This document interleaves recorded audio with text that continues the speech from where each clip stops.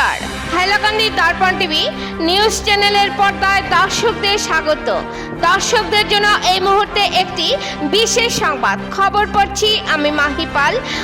পঞ্চায়েত নির্বাচনের সদ্য ঘোষিত ফলাফলে আঞ্চলিক পঞ্চায়েত সদস্য পদে হাইলাকান্দি জেলার বাঁশবাড়ি জিপি থেকে জাতীয় কংগ্রেসের মনোনীত প্রার্থী হিসেবে বিপুল ভোটে জয়ী নাজমিন সুলতানা চৌধুরীর প্রতিনিধি আব্দুল মালিক চৌধুরী জানান যে জাতীয় কংগ্রেসের মনোনীত বিজয়ী এপি মেম্বাররা নির্দলীয় নির্বাচিত মেম্বারদের সহযোগে আলগাপুর আঞ্চলিক পঞ্চায়েতের ব্লকের বোর্ড গঠনের প্রক্রিয়া চালিয়ে যাচ্ছেন। তিনি জানান যে তিনি প্রায় নিশ্চিত রয়েছেন যে জাতীয় কংগ্রেসের বিজয়ী মেম্বারদের এবং নির্দলীয় মেম্বারদের সহযোগে আলগাপুরে আঞ্চলিক পঞ্চায়েতের ব্লকের বোর্ড গঠন করা হবে। আব্দুল মালিক চৌধুরী আরও জানান যে বিগত দিনে তিনি নিজে দুইবার এবং একবার হাইলাকান্দি ব্লকের আঞ্চলিক পঞ্চায়েতের সভাপতি ছিলেন। এবারও যদি জাতীয় কংগ্রেসের নেতৃত্বে আলগাপুর ব্লকে বোর্ড গঠন করা হয় তাহলে তার স্ত্রী নাজমিন সুলতানা চৌধুরী সভানেত্রীর দৌড়ে থাকবেন। তিনি তার স্ত্রী নাজমিন সুলতানা চৌধুরীকে বিপুল ভোটে জয়যুক্ত করার জন্য আমজনতাকে আন্তরিক ধন্যবাদ জানান এবং বলেন যে আঞ্চলিক পঞ্চায়েত সদস্য হিসাবে এলাকার রাস্তাঘাটের সংস্কার, পানীয় জলের সুব্যবস্থা সহ সার্বিক উন্নয়ন ও সরকারি বিভিন্ন প্রকল্পের সুবিধা প্রকৃত হিতাধিকারীদেরকে পাইয়ে দেওয়াটাই থাকবে বাঁশবাড়ি জিপির নবনির্বাচিত এপি মেম্বার তার স্ত্রী নাজমিন সুলতানার প্রধান লক্ষ্য। হাইলাকান্দি থেকে সিপ্রিয়ান ডায়াসের রিপোর্ট। পরবর্তী খবর পেতে হাইলাকান্দি দর্পণ টিভি নিউজ চ্যানেলটিকে একটি লাইক ও ফলো করে পাশে থাকুন। ধন্যবাদ।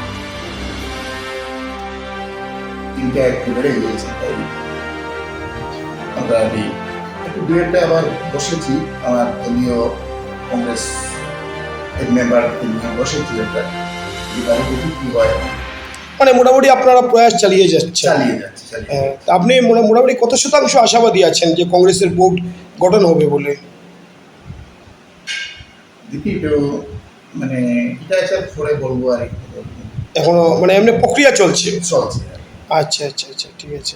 তো আপনি যেহেতু মানে ব্লকের বিগত দিনে সভাপতি ছিলেন, এইবারও কি আপনি সভাপতির মানে যদি ব্লক আপনাদের কংগ্রেস করে আপনি সভাপতির পদের দৌড়ে থাকবেন নাকি?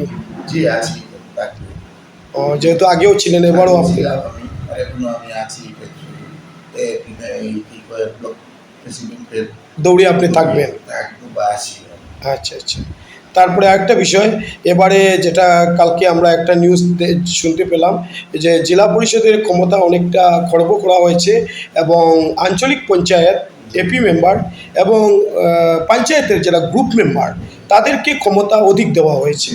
তো যেহেতু আপনি আঞ্চলিক পঞ্চায়েত সদস্য 3 বারের, তো যেহেতু আপনার ক্ষমতাটা আগের থেকে একটু বেশি পাবেন, তো এই বিষয়ে প্রতিক্রিয়া স্বরূপ আপনি কি বলতে চাইবেন? যদি আমার পাওয়ার ফাংশনটা বেশি হয় কিন্তু আমরা ওটাই আর যে আমার প্রত্যেক এপি মেম্বারের বা আমি আমার কথাও বলছি যে আমার এলাকার এই কি জনসাধারণের আমি কাজটা ভালো করতে পারবো। আর যদি আমার সরকার মহোদয় আমার মুখ্যমন্ত্রী স্যারে যদি এটা যেটা করছে এটা তো ধন্যবাদ দিই ওনাকে যে উনি জানেন যে এপি মেম্বার স্বতঃস্ফূর্তভাবে এই জিপির লোকে থাকে, মিল হতে থাকে আর বা একটা এপি মেম্বারের একটাই জিপিও জেলা পরিষদের যদি 8টা বা 7টা 5টা এরকম থাকে আর তো যদি এরকম 8টা 5টা 7টা এরকম থাকে তো তারা তো সবটা মিলিয়ে ফান্ডটা একটু বেশি হয়ে যায়। আর এপি মেম্বার তো একটাই থাকে, তো মোটামুটি ধরেন একটা জিপিতে একটা এপি মেম্বারের যে ফান্ডটা থাকে আর এটা দিয়ে পুরা অ্যাভাইলেবল হয় না আর কাজটা পুরা করা যায় না। তাই যদি এরকম যদি আমার সিএম মহোদয় যদি কোনো আশ্বাস দেন বা যে নিউজটা আমি পেয়েছি যদি এরকম হয় ওনাকে আমি ধন্যবাদ জানাই। আচ্ছা, ঠিক আছে। আপনি ওনার এই প্রস্তাবকে মানে স্বাগত জানাচ্ছেন? স্বাগত। আচ্ছা, ধন্যবাদ। তাই এখন আরেকটা লাস্ট কোয়েশ্চেন, যে আপনি তো এপি মেম্বার জিতে গেলেন এবার নিয়ে 3 বার এবং ব্লক সভাপতির দৌড়ে সভাপতি তো আপনি ছিলেন, এবারও দৌড়ে আপনি থাকবেন যদি কংগ্রেসের বোর্ড গঠন হয়।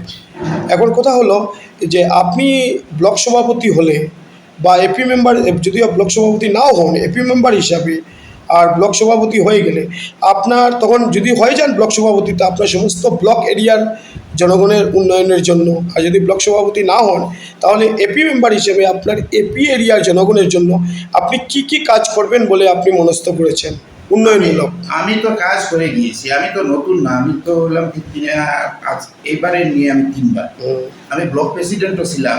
আমি আমার 13 জিপিকে এবং সুন্দর এবং সুষ্ঠুভাবে আমি চালিয়ে যেতে পেরেছি। আর আমি মনে করি যে আমার যে এখন যে 17 জিপি হয়েছে, আমি সুন্দরে এবং সুষ্ঠুভাবে আমি চালিয়ে যেতে পারবো সবাইকে নিয়ে। না, উন্নয়নমূলক কাজগুলো আপনি কি কি ধরবেন? উন্নয়নমূলক কাজ আমার এই গভর্নমেন্টর মতো যেটা করে আর কি। যেমন ধরুন আমার পানীয় জলের যেটা আছিল, গত 5 বছরে আমার পানীয় জলের অসুবিধা, মানে এই যে যেমন ধরুন পিএইচি, মেগা পিএইচির কারণে এই টিউবওয়েল বা রিংওয়েল একটু হয়নি। আমি মনে করছি যে আমার যদি এইবার আমার ভোট বসার পরে আমি ওটাই দেখবো যে আমার যে মেগা পিএইচি যেটা আছে এটা তো ফ্লপ হয়ে গেছে, এটা কাজ হয়নি, এবং বাকি যে পোর্শন কাজ হয়েছে এটা পুরো অ্যাভেলেবল না, এটা জল মানুষের পাওয়ার কথাও না। মানে সব এই যে মাল মেটেরিয়াল যেটা আছে সেটা মানে একটু ড্যামেজ হয়ে গেছে। এই কারণে আর কতদিন মানুষের বসে থাকবে এটা থেকে। তাই আমি ওটাও বলছি যে আমার সিএম স্যারের কাছে আমার ওটাই অনুরোধ, বা আমার ডিসি মহোদয়ের কাছে আমি ওটাই পেশ করবো যে আমার এলাকার মানে পানীয় জলের বিশেষ করে অসুবিধা বা স্যানিটেশনে আমি ওটা নিয়ে বিশেষ করবো। আর বাকি তো ধরুন পঞ্চায়েতের ধরুন বিশেষ করে এমজিএনরেগার যেটা ধরুন ঘরে ঘরে, মানে যদি আমার এলাকার বা সবেরই বলছি আমি এটা, যদি কোনো পঞ্চায়েতের যদি দেওয়ার যদি কিছু থাকে, বিশেষ করে হইল গিয়ে এমজিএনরেগার থেকে মানে এই লেবারের যে পেমেন্ট যেটা এটা দিয়ে মানে ঘরে ঘরে মানে মানুষের করা যায় আর কি, মানে একটু সহায় করা যায় মানুষের। তো এইগুলো কিছু কাজ আপনি ধরবেন, মানে এটা আপনার প্ল্যানিং। কারণ যেহেতু আপনার ব্লকের আরও মানে 14টা থেকে 17টা হয়ে গেছে, আপনার এরিয়া এখন বড়, যদি ব্লক সভাপতি হন তো আপনার গুরুত্বপূর্ণ কাজগুলো ধরতে হবে আর বড়োভাবে কাজ করতে হবে। তো আপনি এইগুলো প্ল্যানিং করে রেখেছেন, মানে মাইন্ডে আপনার এখন আছে প্ল্যানিংয়ের মধ্যে। আচ্ছা, তো আবার শেষবারের মতো আপনি মিডিয়ার মাধ্যমে জনগণকে ধন্যবাদ সূচকভাবে কী বার্তা দিবেন?